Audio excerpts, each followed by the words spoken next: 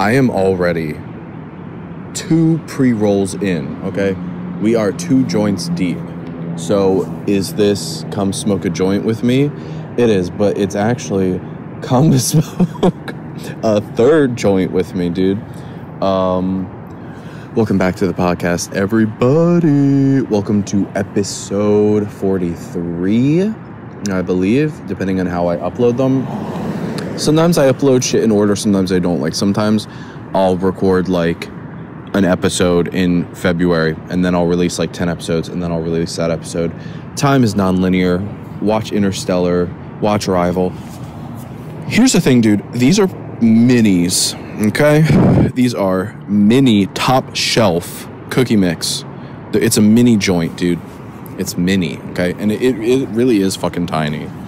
And I did the first one like a couple hours ago, and the last one like an hour or 2 ago. And so it's like they're mini, dude. They're so small. Like, honestly, the bud is smaller than the filter. It looks like, for real,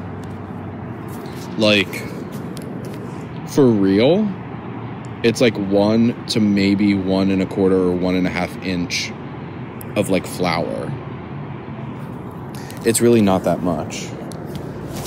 So I don't feel like, because I've smoked 3 pre-rolls, like full size, in like 2 hours before by myself. And so these are tiny, dude.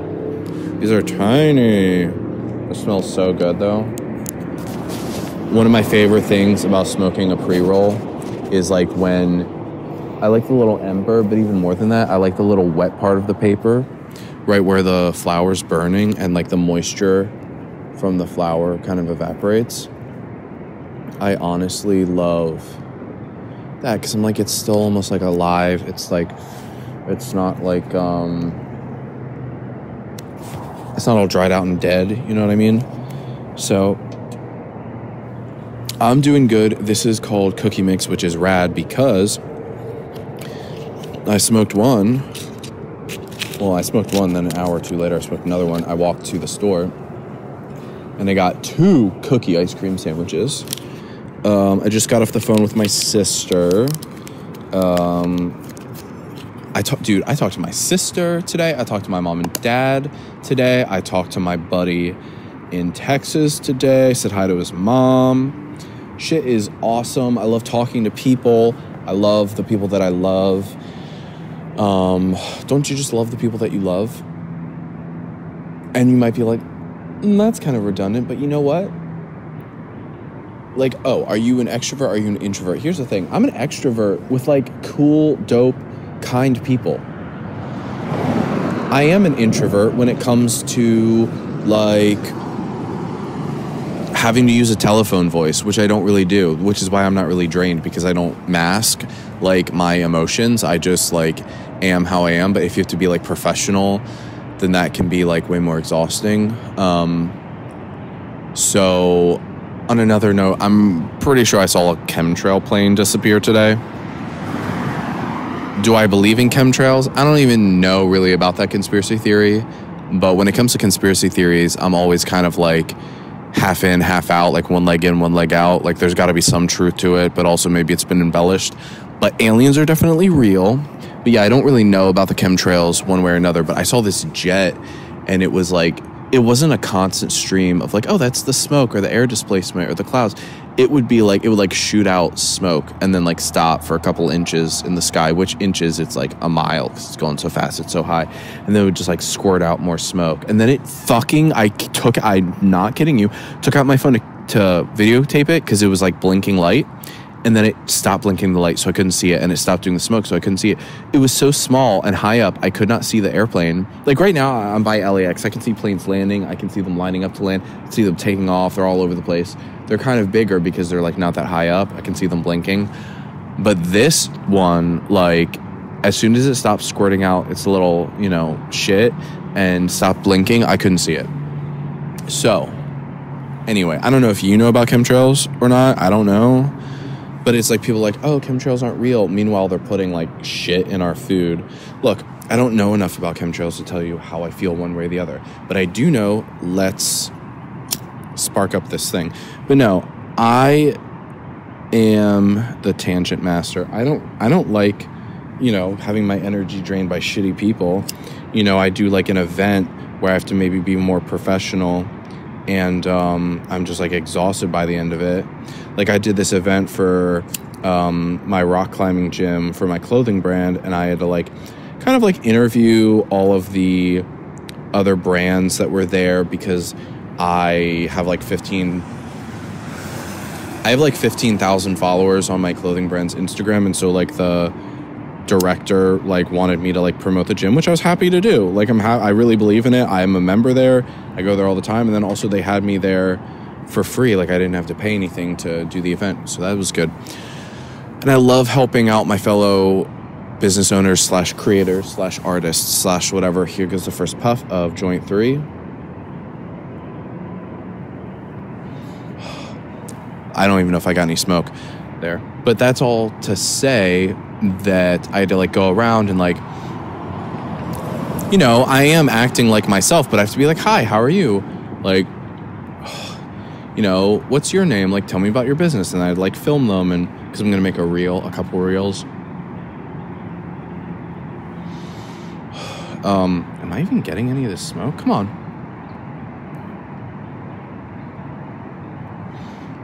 There we go.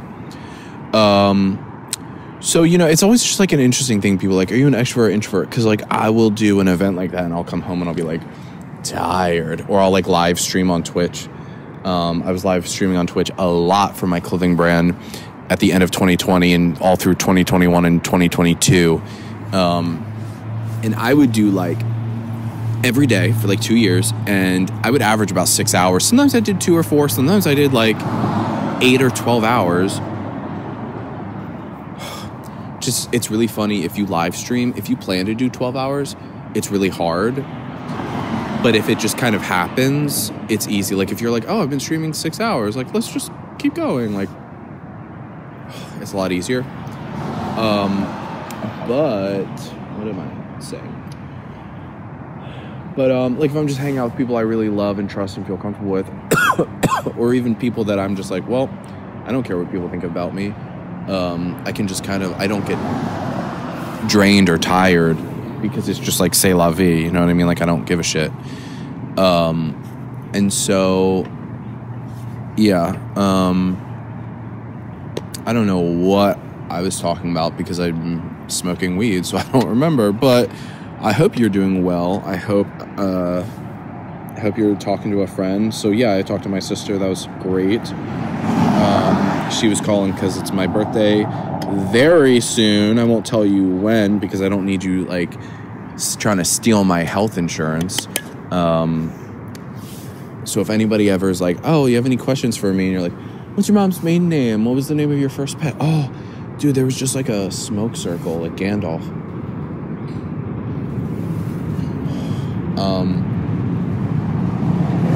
The smoke is awesome. Got a nice ember going finally. Gonna have to ash soon. Got some nice water vapor on it. Okay, these are some good puffs. So I don't really know what I'm talking about, but I will say ice cream tastes good. If you do not like ice cream, I don't really trust you. One of my favorite quotes from the show Dairy Girls on Netflix is when the one character's like, these people haven't seen Cool Runnings. I don't trust them. Cool Runnings is like my childhood. Like, that is like 90s VHS heaven. We are a Jamaican bobsled team. The guy's got like the egg in his little necklace, and then he's got so many coats on, and they're all kind of like friends except the one guy that they're like angry with, and the one guy like stands up to his dad. He's like, Dad, I want to be a bobsledder. I don't want to be a billionaire. I don't know like what they're talking about, but yeah. All I know is like, look, if you have a window that's open that's on you. But, like, I'm outside. You know what I mean? Like, I can't smoke inside. I have to smoke outside. So it's like, I don't know what people want. I have my windows open because I'm the main character, and I'm not going to deny people IRL live streaming me. Anyways, I talked to my buddy in Texas. It was so fucking amazing to talk to him. Dude, his voice is so awesome. Every time I hear his voice, I just feel better. He's the type of friend where, like, I would see him in real life and I would just be happy when I saw him. Like, just seeing him made me happy. Which I've straight up told him that. Because that's a beautiful thing to hear. Like, hey, when I see you, I get happy. And then just hearing his voice was really great. I haven't talked to him on the phone since probably, like, is this joint almost done? December? I don't even know if I've talked to him on the phone since he moved. I've texted him, but, yeah.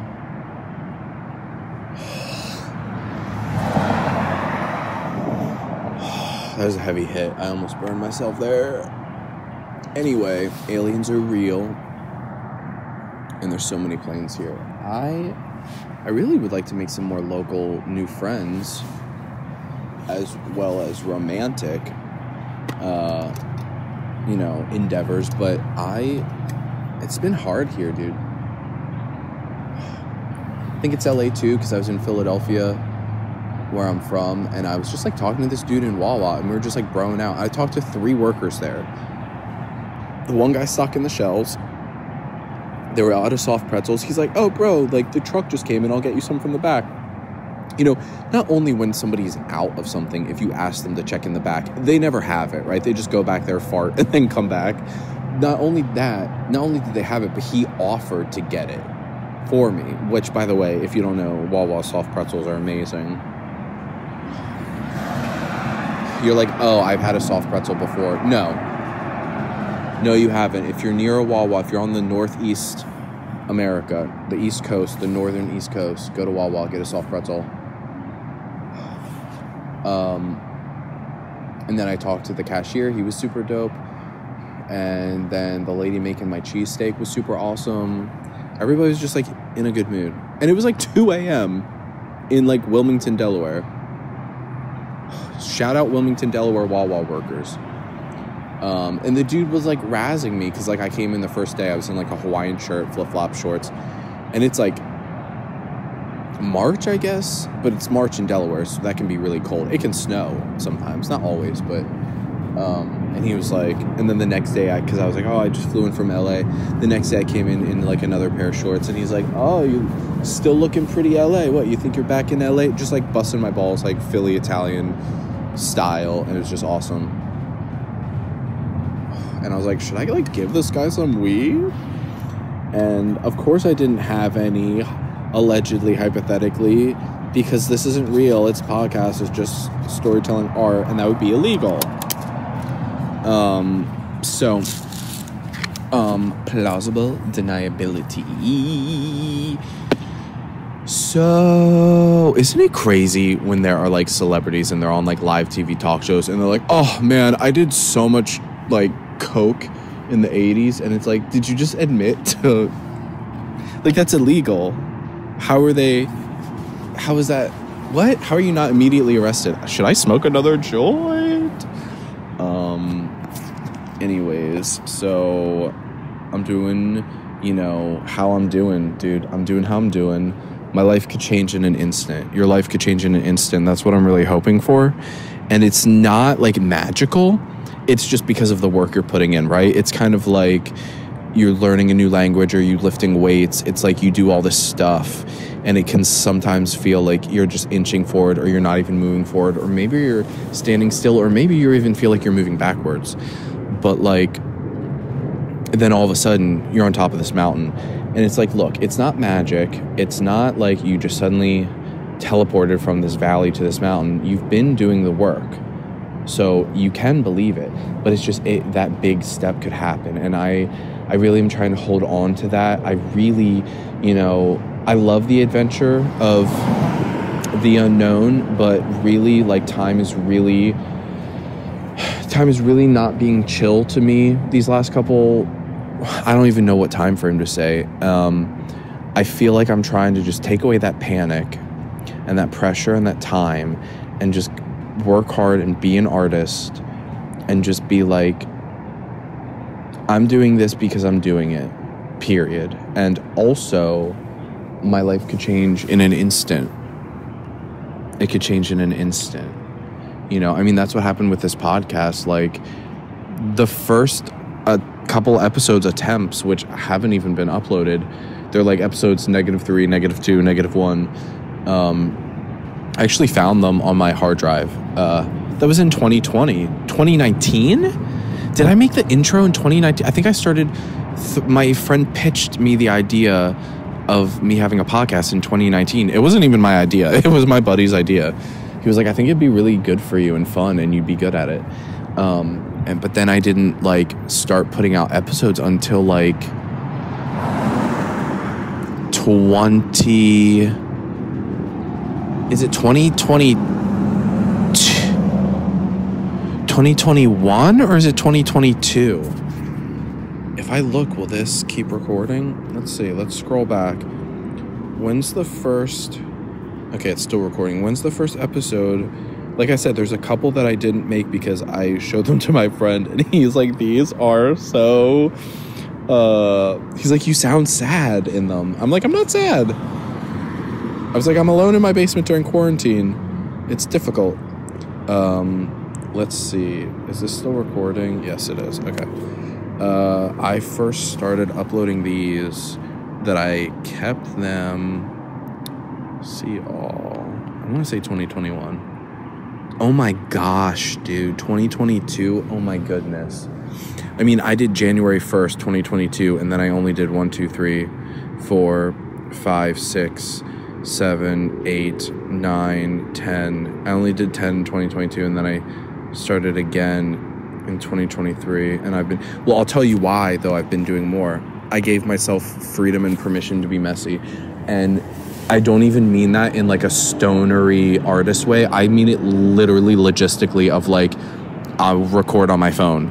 Like, because when I first did the first couple episodes that haven't even been released, I was in the basement, like foam on the walls, backdrop, 3 cameras, maybe even 4, like USB microphone into my recording program. Like, I was going to do different angles. I was going to have topics. It was going to be like an hour and a half each. And it just was like, and then I went to like, okay, and it was like audio and visual. So I was like, okay, how do I look? And then I was like, okay, I am going to do like audio only. But then even then I was like using my USB mic, which, hey, the quality is amazing.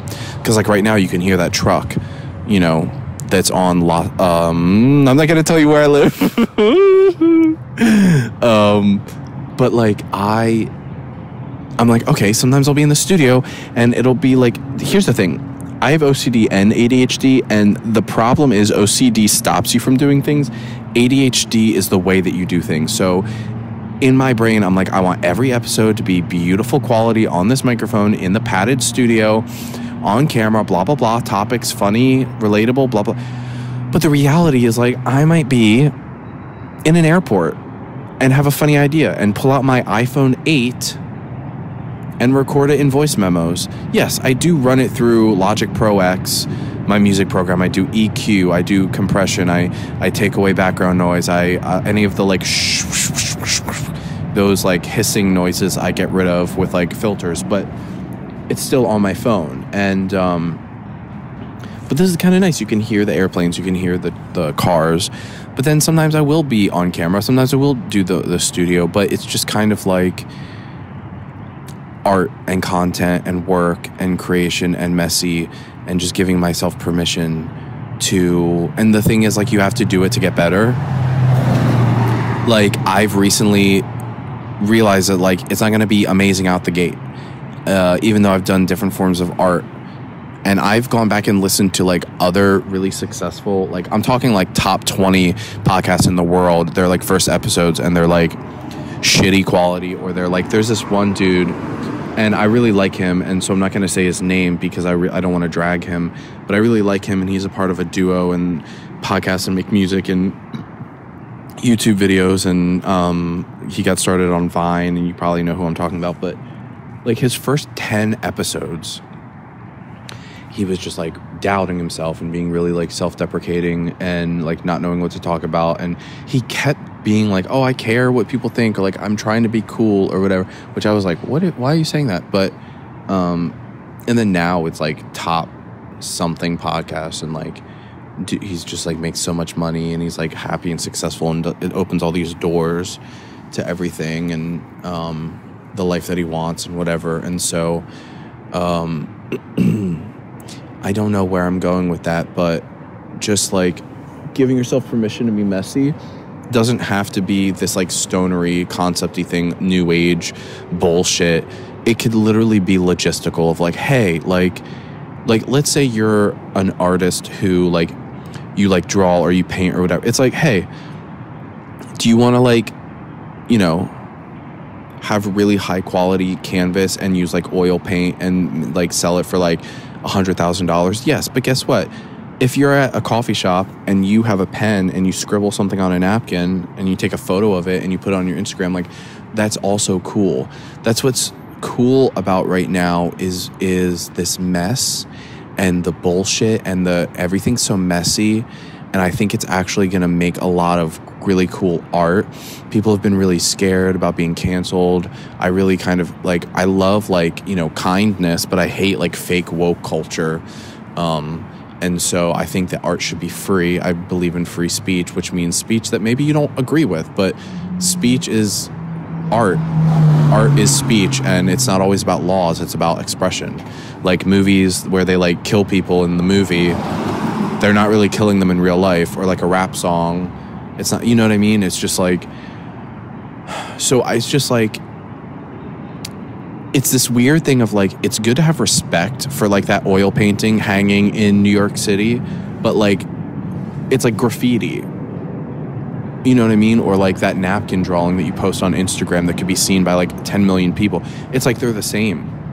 More people might see that doodle on that napkin than in the art museum. And it's kind of like for a long time, I was very like, and I was like, I don't know what word to use, stuck up. I was like I kind of felt like art needed to be like meaningfully high concept and like a certain standard and a certain thing. And I think it really hurt me. And I'm not ashamed to admit that and admit that I was wrong. You know who got me out of it was Joan Rivers, which is like, you might be like, what the fuck? So Joan Rivers, her bread and butter and her original, like, she was a stand-up comedian. It was like, I don't know if it was the 60s. It was probably more the 70s. But she was like fucking trailblazer. Like, I mean, how many like female comedians were then? You know what I mean? Like she was like, and then she was in like late night TV, and she got blacklisted by Johnny Carson. Her career got taken away. She had to go back to open mics, dude. She had to go back to open mics, and her attitude was like, if I'm funny enough, they have to take me back. And I just remember thinking like, how many fucking people can imagine being like one of the only women in stand-up comedy in the 70s, and then you make it to late night TV and you're hosting a television show, and then Johnny Carson fucks you over. Johnny Carson was like the one of television back then, and before it was just television, print, and radio. So it was like, he was like the one, you know what I mean? Like he was like lowercase God of television. And so he blacklists her. Dude, he ruined her life so bad. Her husband, like, I think I'm remembering this correctly, so I might be wrong, but I'm 99% sure, like, Joan Rivers' first husband killed himself. The father of her daughter killed himself because they lost everything. You could Google that to see, because I don't want to Google that because I know that I'm right and that's what happened. But, you know what, let's just Google it just to be respectful of it. Is this still recording? Yes. I was looking up vending machines for clothes. Joan Rivers' first husband death. several months after being... In August 1987, several months after Fox fired him and Joan Rivers, Rosenberg died by suicide, overdosing on prescription drugs in a Philadelphia hotel room. He had been clinically depressed, which Rivers believed was brought on by medication he had been taking since a heart attack in 1984. So Joan Rivers, like, straight up, like, gets blacklisted by Johnny Carson, gets kicked off of television, which in the 70s, 80s, like, that was it. That was the height. And then her husband kills himself. And she goes back to open mics to rebuild and to come back. She goes to open mics. Because everybody just remembers her as, like, getting facelifts and, like, red carpet celebrity interview roasting. How many people have done that? How many artists, celebrities, business owners, moguls have literally been blacklisted by the king of that industry, been taken away, gotten to the height, taken away, having the love of their life kill themselves, and then have to go to open mics or whatever your version of that? I mean, talk about knowing who you are. Talk about tenacity and resilience and picking yourself back up and trying again and starting over and keep going. How many people have been fucking, you know, they had one song flop and they just, like, quit music? Or they have, like, one movie flop and they will just, like, curse everybody out and, like, give up. Like, and then not only that, like, she's a mogul. Because people don't think of her as stand-up. Like, and she's done movies and television, but they think of her as, like, talk shows, reality shows. They think of her as, like, interviewing people. Her clothing line, she sells shit on QVC. She's a fucking mogul. She has enterprises now making money, and she's dead. She sells clothing. She sold clothing. She sold jewelry. She had, like, a show, reality show, like, interview show, the, like, red carpet thing. Let me see, what products did she all sell? What products did Joan Rivers sell? I'm spelling every fucking word wrong. Rivers first began peddling. You know what? I don't appreciate that word. She was a mogul. Peddling, she was selling her jewelry, clothing, and beauty products on the TV channel in 1990. That's what I was going to say, is probably beauty products. Just a few years after cancellation of her brief stint on The Late Show starring Joan Rivers and the suicide of her husband, manager, Edgar Rosenberg. So she didn't just lose her husband, she lost her manager. Talk about her life falling apart. I was $37 million in debt, Rivers told Esquire in 2007. What the fuck? So, like, people might be like, Matty, that's such a weird role model. Like, Joan Rivers, I don't understand. That's not really on brand for you. She's, like, you know, a 90-year-old woman with a facelift wearing cheetah prints. But it's deeper than that. Like, going after stand-up comedy in a world that was like, no, and then getting it, and then being fucked over in every way, and then picking yourself up and becoming a fucking mogul, and then going on to do all this other fucking shit, and diversifying and doing that, and also being like, I can change, I can adapt. This generation knows me from comedy. That generation knows me from selling, you know, bee pins on QVC. Like, being a true artist and, like, having all of those things. I say that all the time. Like, if you're a painter, you probably could do pottery. Or if you are a woodworker, you probably could work with leather.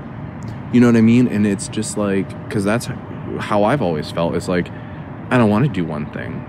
Like, I have, like, a couple things that I feel really good about and I feel like are my bread and butter. But, like, I want a fucking cologne line. I want to make fucking cologne. Why not? I want to rock flying through outer space. I'll do whatever the fuck I want. You know? So, I really look up to Joan Rivers. I really do. And she's an interesting life. There's a documentary about her that you can watch. And it's just interesting. Sometimes role models kind of come from weird places, different places. And, yeah. So that's what I want to leave you with, I think, after 3 joints. I'm going to go inside and maybe make a video. I've got like 3 other podcast ideas that are all 3 videos. So I think maybe I'll do that tonight. We'll see. With this 3rd joint, I might just go in and collapse. I really want to play World of Warcraft, but I got too much going on. Anyway, so what's the point of this? The point of this is I like marijuana. I like my friends and my family. I miss them. I like talking to them on the phone. I like ice cream sandwiches. I want to play World of Warcraft. I believe in myself. I told my friend that on the phone today. I was like, I still believe in myself, dude. And he's like, I don't know how he said, because I don't remember what I said, but he said something like, that's really good, or like, I do too, or something. But he's like, he's been a real light in the darkness for me, because he believes in me, and he's like brainstorming ideas with me. And so anyway, I want to leave you with like a grounded, realistic, like, don't give up. You know what I mean? Because there's so many like toxic positive people of like, oh, believe in yourself. It's like, okay, well, what if your husband kills himself because Johnny Carson blacklists you and you have to go back to open mic night? How humiliating. Well, Joan Rivers did. You hear that fucking plane? I don't know if my audio system will take it out or not, but anyway, I mean, believe in yourself. Like, I don't even feel bad about that, because I'm almost 33. I can't even fucking believe it. And I've been chasing this since I was 14, and that's 19 years, and I live it. I've made decisions that I can't come back from. That's something I always say to my dad and my mom and my sister. I don't feel bad saying these things, because it's what I've lived. It's literally been my life for 19 years of going after what I want and making decisions I can't come back from. And I'm glad I did this. I don't have any regrets. I mean, everybody has regrets of like, oh, I should have worked harder or tried this new thing or something. But like, I don't regret the overall decision of like being myself and going after what I want. Because I was talking to some dude today, and he was like, oh, I'd love to have a clothing business. That's like my dream. That's like what I'd love to do. And I was like, so why don't you do it? He's like, oh, there's just like so many steps. Like, there's so much like hard work. Like, it takes so much stuff. And I was just like, and he just like, and I was just like, I don't get that, but okay. You know, I don't want to be like that. So anyway, if you're not subscribed, why the fuck not? Please subscribe wherever you get audio and listen to your podcast as the motorcycle goes down the 405 or whatever highway that is. Who knows? Please subscribe, follow me on social media. Okay, hang loose. Bye.